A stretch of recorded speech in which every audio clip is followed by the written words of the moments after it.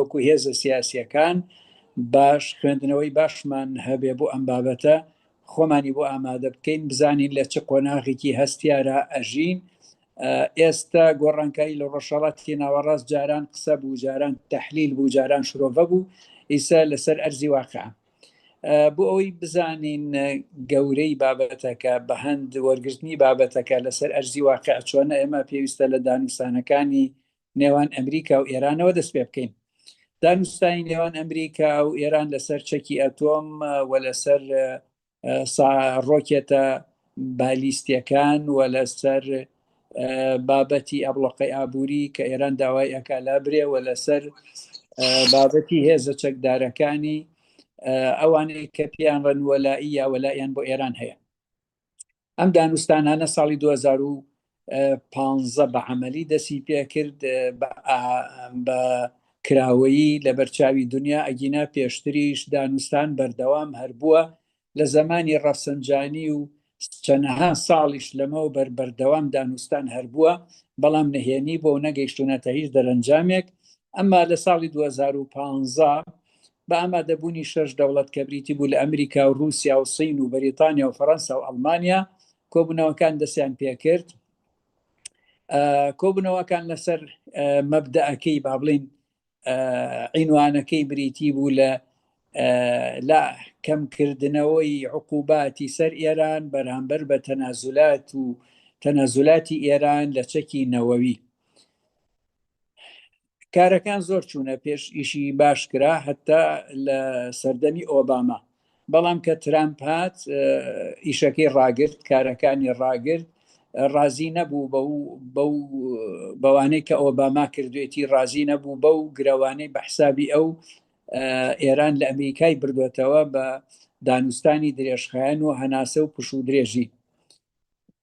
ترامپ و ئیسرائیل بەرنامەی پرۆژەی نوێیان هەیە بۆ بابەتی دانوستان لەگەڵ ئێرانە.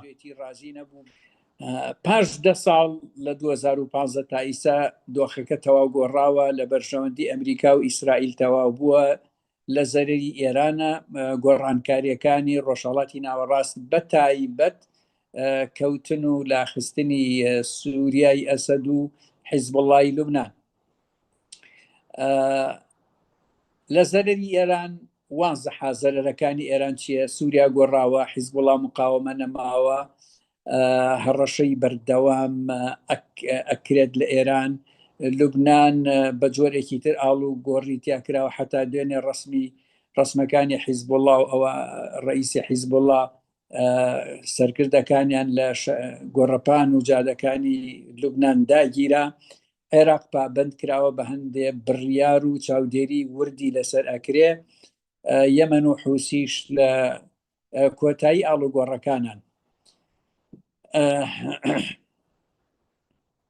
پاش هەڕەشەکانی ترامپ و ئیسرائیل بەشێکی زۆر لە بەرپرسانی باڵای ئێران قەناعەتی تەواویان بۆ دروست بووە کە ئێران لە خەتەرێکی گەورایە، فشاریان زۆر لەسەر سەرکردایەتی خۆیان بە تایبەت ڕابەر و مەکتەبی قائید و دەوروبەرەکانی ئێران کە پێیانڵێن قائیدی سەورەی ئیسلامی کرد و دوجار ئەویش ڕازی بوو بەوەی کەوا دانوستان بکات. ئەو ڕازیبوونەی ئەوە ئەگەیەنێکەوە ئێران بڕیاری کۆتایی داوە لەو دانوستانانە 10 هەڵگرێت لە چەکی ئەتۆم، بەڵام یینە سەر دوایی یینە سەر درێژەی ئەو بابەتە. مەرجی ئێران بۆ دانوستان بریتێ ناڕاستەوە خۆ بێ. مەرجی ترامپیش ئەڵێ یەکەمیان ئەبێ ڕاستەوە خۆ بێ و دووەمیشانە بێ کات کراوە نەبێ، وەکو جاری پێشوو نابێ ئێران سوود لە کات وەرگێ و درێژی کاتەوە و ئێمە سەبەبەکەشی ئەوەیە کە ترامپ پەلەیەتی ئیسرائیل پەلەیەتی پرۆژەکانی جێبەجێ بکە. پەیامەکان لە ڕێگای جیاوازەوە باش گەشتن بە ئێران. ئێرانیش دوجار هەم وەکو گەلانی ئێران هەروەکو قیادیە سیاسی و عسکەریەکان و حتا عولەمایی و زاناکانی ئێرانیش ئێستا لەسەر تەلەڤیزیۆنەکانی ئێران بەڕوونی باز لەوەکەن کە ئێمە نابێز لەمە زیاتر قوربانی بدەین و ئێمە ناتوانین چەکی ئەتۆم کە ناتوانین بەکاری بێنی ئیتر بۆچی قوربانی زۆر گەورەشی بۆ بدەین. گەڕی یەکەم و دووەمی دانوستانەکان تەوا بووە. لە یەکەم لە گەڕی یەکەمە هەردوو لا گەشتبینیان دەربڕی بە تایبەت ئەمریکیەکان. لە گەڕی دووەم لە ڕۆما کرا قسەکان لەسەر ڕێکەوتنە لەسەر پرینسیپ. ئەو کۆبوونەوەی کە کرا 4 سەعاتی خاندووە بۆ ئەوەی پرینسیپەکان داڕێژن کە لەسەر چ ئەساسێ وتوێژ و قسەکان و دەرەنجامەکان چۆن بگەنە ئەوەی کەوە حەلی عملی لەسەر ئەرز بکەن. گەڕی سێم کە قەرارە شەممەی داهاتوو لە وڵاتی عومان بێ، ئەمریکا و ئیسرائیل ئێرانیش ئەنەوێ، ئەمریکا و ئیسرائیل پەلەیانە، ئێرانیش ئەوێ کەمێک کات درێژ کاتەوە هەتا سوود لە کاتەکان وەرگێ و بتوانێت سەرحاڵانە شتێک بەدەست بێنێ. ڕۆژی چوارشەممە تیمی تەکنیکی کۆبوونەوەیەکیان هەیە، ئەم تیمە دەرەنجامەکەی ئەخەنە بەردەسی تیمی دانوستانکاری ئەمریکی ئێرانی. وەزیری دەرەوەی ئێران عەباس عێراقچی لە دوای کۆبوونەوەکە وتی دانوستانەکان بە شێوەیەکی باش بەڕێوە ئەچێ و بەڵام هیچ وردەکاریەکی نەوت لەسەر بابەتەکە. ترامپ بەردەوام بە دوواداچوون ئەکا، لە قسە و لێدوانەکانیدا بەردەوام ئەڵێ ئێمە پێمان خۆشە ڕێکەوین، ئێمە پێمان خۆشە ئێران گەشەی ئابووری بکە، پەیوەندیەکانمان باش بێ، بەڵام لە هەمان کاتە هەڕەشەی بەردەوامیشەکە. ئەگەر هەڕەشەکەی ئەوەیە لەگەر ئێران پامەند نەبێ کات بکوژێ، ئەتۆم تەسلیم نەکاو، داواکاریەکانی تر خاڵەکانی تری ئەمریکا نەکا، دۆخەکە خراپ ئاڵۆزە بێ و ئێمە ناچاری بژاردە و خیاری قورس ئەبین. مەبەستی شەڕ و لێدانن. خاڵە گرنگەکانی ئەم دانوستانانە کە تا ئیسا ئەتوانین ئاماژەی پێ بکەین، ئێران ئەڵێ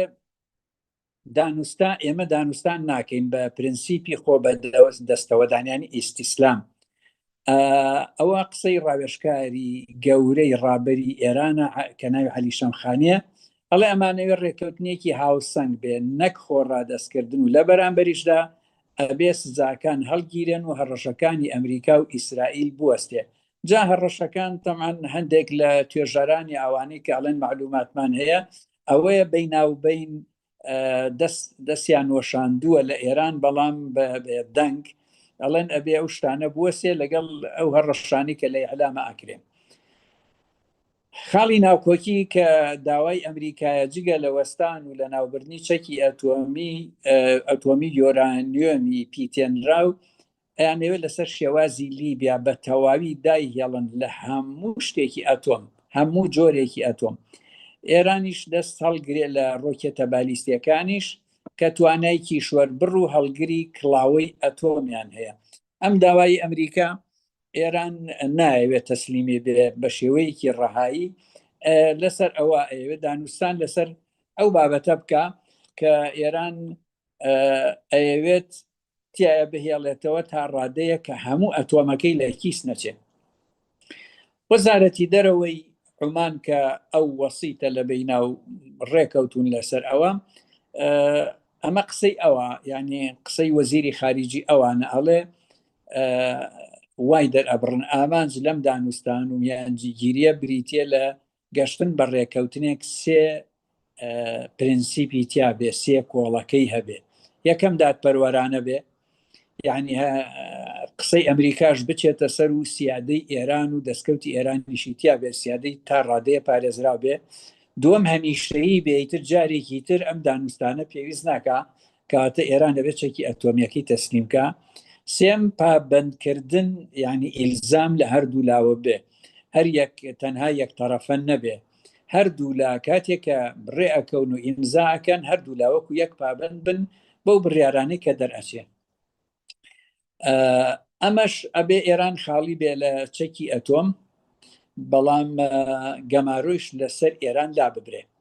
ئەمە قسەی وەزیری خارجی عومانیە، بەڵام لە هەمان کاتا شتێکی تریشی وت کە گرنگە، ئەڵێ چەکی ئەتۆمی سیلمی، یعنی ئەو چەکەی کە بەکاریە بۆ تاقا و بۆ کارەبا، بۆ پیشەسازی، بۆ خزمەتی مەدەنی، وەکو ئەڵمانیا و هەندێک وڵاتی ئەوروپی و بەعزێ وڵاتی تر پێم وابێ میسریش هەندێکی هەیە، هەڵێ ئەبێ ئەمریکا قایل بێ بەوەی کەەوە ئەو بەشە لە ئەتۆم بمێنێ بۆ ئێران و پاڵپشتێکی گەوری ئابوووریە بۆ ئایندەی ئێران و وەختێ ترامپیشەڵە ئێمە ئێرانێکی گەشی ئابوووریمانەوێ ئەبێ بەوەش قایل ببێ. ئاماژەیەکی تری عومان ئەوەیە کاڵێ ئەم ڕێکەوتنە ئەگەر بگاتە نەتیجە و کێشە و قەیرانی بۆ دروست نەبێ لە بەرژەوەندی هەر ئەمریکایشە ئێرانیش و هەموو وڵاتەکانی ناوچەکەش سوودی لێ ئەبینن. هەڵوێستەکان تا ئیسا ئابەم جۆرن. ترەمپ و ئیسرائیل هەڕەشەی بەردەوامەکەن. سەرکردایەتی ئێران پێداگری لەسەر سەروەری ئێران دەکەن. ئێران پێداگرە لەسەر ئەوەی ئەتۆمی سیلمی بمێنێ. ئێران دەڵێ گروپەکان پابند نین بە ئێمەوە دانوستانیان لەسەر ناکەین. ئەم بابەتە بابەتێکە ئێران بۆچی ئەڵێ ئێمە ڕۆکێتەکانمان بمێنێ، یعنی ڕۆکێتە کیشوەر بڕەکان داوا ئەکا و بەشێ نییە لە ئەتۆم، بەڵام ئەمریکا ئەڵێن نە، ئەو ڕۆکێتانی کەوا کڵاوەی ئەتۆمی ئەتوانن هەڵبگرن و کیشوەر بڕ بن نابێ هیچی بمێنێ. احتیمالە لە کۆتاییە لەسەر ئەوە ڕێبکەون کە ڕۆکێتەکان بکرێن بە دوو بەشۆ. ئەوانیان مەودای زۆر دوور ئەبڕن، یعنی لە 150 کیلۆمەتر زیاتر لە سنووری ئێران تێ ئەپەڕێ و توانای هەڵگرتنی کڵاوەی ئەتۆمیان هەیە. ئەوانە پێویست پێچی ئێران و ئیسرائیل پێداگر بن نەمێنێ، ڕۆکێتەکانی تری بمێنێ. مەسەلەی گروپەکان ئێران نایەوێ بچێتە ژێرباری ئەوەی کە ئەم گروپانە عایدی ئەون، چونکو ئەگەر بچێتە ژێر ئەو بارە هەم لە ڕووی تاریخیوە لەسەری ئەکەوێ، هەم اعترافە بەوەی کەوا هەرچی پێشتر گوزەراوە ئەگەر ئەو ئیمزای کرد لە سەروەرەقەیەک ئێران دەسەڵ ئەگرێت لەو گروپانە و پشگیریان ناکە، کەواتە لەم 20 ساڵە هەرچی کراوە لەو شەرقی ئەوسەتا لەو گروپانە سەر بەو بۆەوەی کا بە ماڵ بەسەر خۆیەوە. ئەوەش بۆی هەیە دوایی کێشەی گەورە بۆ ئێران دروستکە. خاڵێکی تر کە زۆر مهمە، هەندێک دەوڵەت پشگیری لە ئێرانەکەن بۆ مانەوەی ئەتۆمی سیلمی. ئەوەش وا ئەکاکەوە مەسەلەن رووسیا، سین، ئەڵمانیا بەشێ لە دووەلی عەرەبی پشگیری ئێرانن بۆی کەوە بیمێنێن، یعنی بەشی ئەتۆمی سیلمی بمێنێ کە بۆ شەڕ بەکار ناهێنرێ بەڵکو وەکو وزە بەکارەهێنرێ. گەلی ئێران و بەشێک لە دەسەڵاتدارانی ئێران داوای ڕادەستکردنی چەکی ئەتۆمی ئەکەن و ئەڵێن ژیان و ئابووری ئێمە و ئایندەی ئەم دەوڵەتە بمێنێ تێک نەچێ، پارچە پارچە نەبێ، گرنگترە لامان، هەتاوەکو ئەم ئەتۆمەی کە بوو بە بارێکی گەورە بەسەر ئابووریمانەوە، تووشی شەڕیشی کردین، تووشی قەیرانی گەورەتریشمان ئەکا، بۆیە وا باشە تەسلیم کرێن. ئێران لەم لەحزا پشوو درێژن تەمەن، ئێران لە مفاوەزاتە زۆر زیرەکن، نایەنەوێ پەلەپەل بکەن. ئەمریکاش پەلەیەتی، ئیسرائیل زیاتر لە ئەمریکا پەلەیەتی، چونکو ئەمریکا و ئیسرائیل پەلەی ئەوەیەتی بەرنامەکانی لە ڕۆژهەڵاتی ناوەڕاستە زووتر و مەحکەمتر جێگیر بکە و ڕوئیەیەکی مستەقبەلی بۆ 2030 داناوە ئەوێ جێبەجێ بکە. ئەمریکاش پەلەیەتی ئەوێ کێشە و قەیرانەکانی دەرەوەی چین کۆتایی پێبێنێ و خۆی یەکلایی کاتەوە بۆ شەڕی ئابووری و پیشەسازی و تەکنۆلۆژی لەگەڵ چینە. بۆیە ئەوە ئەزانێت چینیش هاوکاری ئێرانە لە درێژە پێدانی معلوماتی ئەداتێ، چاودێری دۆخەکە ئاکا، تەکنۆلۆژیایەکی تایبەتی هەیە، معلومات و زانیاری بەردەوام ئەدا بە ئێران بەرچاوڕوو نەکات تا زیاتر خۆی بگرێ و دۆخەکە درێژ بێتەوە. ینی بە معنایەکی تر ئەو دوومانگەی ترەمپ دایناوە، ئێران ئەوێ دوومانگ نەبێ، سێ نەبێ، چوار نەبێ، تا دۆخەکە درێژتر بێ لە مەسلحەتی ئێرانە. ئەو کاتە ئەگەر زیاتر درێژ بوویەوە، ئێران لەوەتی قەنەعەتی وابێ لە درێژکردنەوەی بارودۆخەکە ترەمپ هەندێک لە پەلەپەل و تووڕێیەکەی کەم بێتەوە و بە کەم ڕازی ببێ، یعنی ڕازی کابەوەی تەنها چەکی ئەتۆمی و کڵاوەی ئەتۆمی ئەو ڕۆکێتانە بەوە ڕازی بێ و حەسار لابە لەسەر ئێران و ئێران ئەو پارانەی کە بلۆک کراون بەشێ لەو پارانە کە ئیسا تقریبەن وعدێکیان داوە بەشێکی بدەنەوە.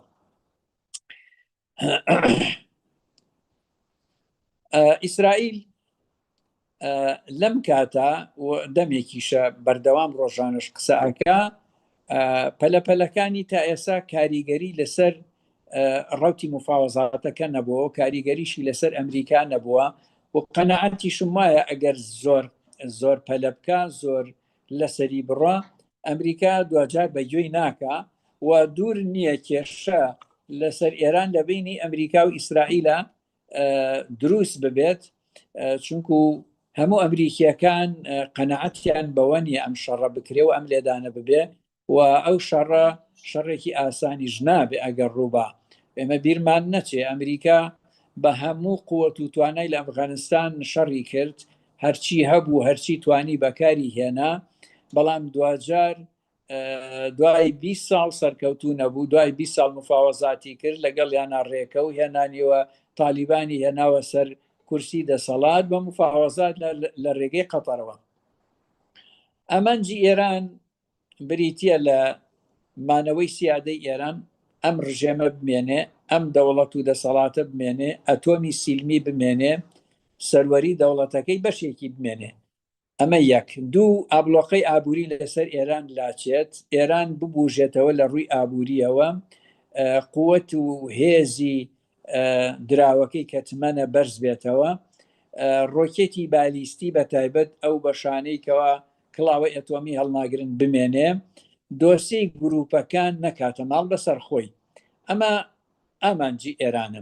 ئامانجی ئەمریکا بریتە لە بە پلەی یەک چەکی ئەتۆمێکە ئەبێن نەمێنێ، ئەوە شتێکە مفاوەزاتی لەسەر ناکە.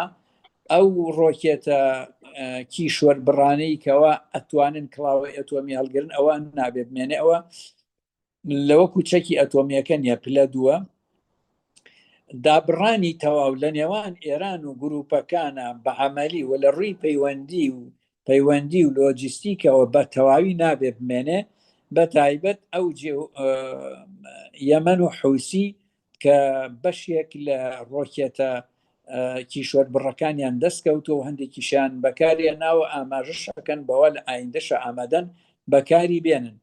هەنگاوی کردداری تا ئیستا کۆبوونەوە و دانوستان دەستی پێ کردووە و بەردەوامە. ئەوە ئەسلی بابەتەکەیە کە ڕابەری کۆماری ئیسلامی ئێران کە ڕازی بوو ئیقراری ئەوەی کرد مفاوەزات با دەست پێ بکە، ئیتر بە عەمەلی بە کردار ئیشەکە چۆتە پێش.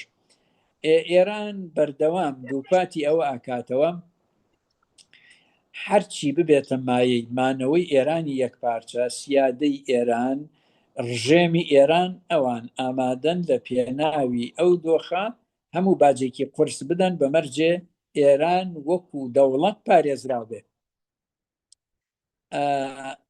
ئەمریکا لەو ڕۆژانە ئاماژەیەکی بەوە کردووە وەکو نیازپاکی بۆ عومانیەکان و بۆ وەفدەکە قسەی کردووە، ئەگەر ئێران هەنگاوی کردداری زوو بنێت ئەوان ئامادەن 8 ملیار دۆلار لە قەتەرە دەستی بەسەرا گیراوە بلۆک کراوە هی ئێرانە، ئامادەن 4 ملیار دۆلاری سەرەتا ئیطلاقکەن بەریدەن بگاتە دەستی ئێران بتوان تەسەڕوفی پێوە بکەن.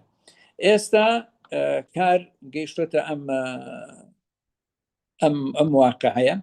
ئێمە ڕۆژی شەممە متابعەوە ئەکەین بزانین کۆبوونەوەی سێهەم دانوستانەکە بەکوێ ئەگا و ئایا زمانی نوێی ترەمپ و ئەمریکا چییە، وەفدەکەیان چی ئەڵێ، ئێرانیەکان چۆن وەڵام ئەدەنەوە، دۆخەکە بەرەوکوێ ئەڕوا، ئایا ئیسرائیل فشاری تر ئەکا، هەنگاوی تر ئەنەیە ناینێ. ئێمە تەقریبا نەتوانین بڵین ئەگەر لە ڕووی دوومانگەکەەوە سەیری واقعەکە بکەین، سەیری دۆخەکە بکەین، ئەو کاتە ئەتوانین بزانین شتەکە بەرەوکوێ ئەڕوا. دوومانگ بۆ مفاوەزاتێکی وا گەورە دەوڵەتێک دابڕنی لە چەکی ئەتۆمی زۆر ئاسان نییە و بە ئاسانیش جێبەجێ ناکرێ، چونکو ئەبێت تیم بڕوا، تیمی هونەری بڕوا، تیمی تەکنیکی بڕوا، ئەمریکی بن، غەیری ئەمریکی وڵاتانی کە پێشتر لە دانوستانەکە بوون و تیمی هونەریان هەیە، چونکو ئێران تقریبا لە 160 بۆ 65 بابەتی پیتاندنی یۆرانیومی تەواو کردووە و هەندێک ئەڵێن هەر ئەوە کافیە بۆ ئەوەی هەر ئەوەندە بەسە بۆ ئەوەی وەکو هەندێک توێژەر ئەڵێن ئەو بۆمبەیکەوە لە هێرۆشیما دراوە ڕێژەی پیتاندنەکەی لە 165 بووە کە ئێستا ئێران نزیکی لە 165 هەیە و ئامادەی کردو و شتی تریشی ئامادەیە. ئەو کامێرانی کەەوە ئەو شەش دەوڵەتە کاتی خۆی دایان ناوە بەسەر دەستگاکانی ئەتۆمەوە 76 کامێرا بوون کاتێ ترم دانوستانەکانی وەساندووە ئیتر ئێران 26یانی کوژانوەتەوە. ئەو 26 لەو جێگا حساسانە کوژاونەتەوە کە ئێران توانیوێتی ئیش لەسەر پیتاندنی زیاتر بکە و احتیمالیشە ئیسرائیل و ئەمریکا گومانیان هەبێ لەوەی کەەوە ئەم شتە کراوە و تەواو بوو ئەتۆمەکە حازرە و ڕۆکێتەکە ئامادەیە و کڵاوی ئەتۆمیش ئامادەیە بۆیە ئەوان پەلەیانە. ئیتر ئەمێنێتەوە سەر ڕۆژانی داهاتوو بزانیم ئەم کۆبوونەوانی ئێران و رووسیا بە هەندێکی نهێنیە هەندێکی ئاشکرایە و آخریکە ئیتیفاقێکی استراتیژی قوڵ دروستە بێ لە بینی رووسیا و ئێرانە و سینیش بە هیچ جۆرێ دابڕاو نییە لە ڕۆژانەی سیاست و دانوستان و ڕاوێژپێدان لەگەڵ ئێرانیەکانە وەسین ئیش زۆر لەسەرەوە ئەکا کە ئەم بابەتە درێژە بکێشێ بۆ ئەوەی کێشەکانی بینی ئەو ئەمریکا دوورکەوێتەوە. با بینە سەر عێراق و کوردستان کاریگەری ئەم بابەتە لەسەر عێراق و کوردستان. ئێوە گوێتان لە منە؟ ئەلو بەڵێ کاک زۆر بەردەوام بە. بەڵێ کاتم ماوە کاک بەرهەم، من کاتم ماوە. ئەو یەک خولەک و سینۆڵێم تەمعەن ئەگەر شەڕ ببێ خوانە خواسە ئەگەر شەڕ ببێ یەکەم شوێن کە زەرەرەکە عێراقە لە کوردستانەوە تا بەسرە و زەرەری گەورەشی بەرەکەوێ. ئێمە لە ئەکەوینە عێراقەکەوێتە بینی ئێران و ئیسرائیل ئەمە لەم تەرەفەوە و ئێران بە چواردەوری خۆیان بەتایبەت لە خاکی هەر وڵاتێکەوە ڕۆکێتێک بدرێ لە ئێران یان تەیارەیەک هەڵسێ لە ئێران بە ئێران ئینزاری هەموو ئەو دەوڵەتانی کردووە لە هەر دەوڵەتێکەوە تەیارەیەک هەڵسێ یا ڕۆکێتێ بڕە ئەو ڕاستەوە خۆ دەستی خۆی ئەوە شوێنێ. ئەمە وەکو شەڕ و مەیدان وەکو کاریگەری تریش تەمعەن ئەو دۆخەکە تێکەچێ دۆخەکە زۆر قورس و گرانە بێ ئێران دەست ئەکاتەوە دەسەوە شوێنێ. ئێمە هاو حدودین وەکو عێراق و کوردستان نزیکی 1000 و شتێک کیلۆمەتر سنوورمان بە یەکەوەیە و ئەم سنوورانە هەموو ئەکەوێتە خەتەر. سنوورەکان داخرێن هاتوچەی بازرگانی نامێنێ کێشە و قەیرانێکی گەورەی بازرگانی دروستە بێ. اینجا بەدیلی ئەو بازرگانیەش ئەکرێ دەوڵەتانی تر بنوەکو تورکیا وڵاتە عەرەبیەکان بەڵام بە شێوەیەکی ئاسان و بە شێوەیەکی ئاسان نابێ ناڕەحەتە بێ. کاتەکە تەواو بوو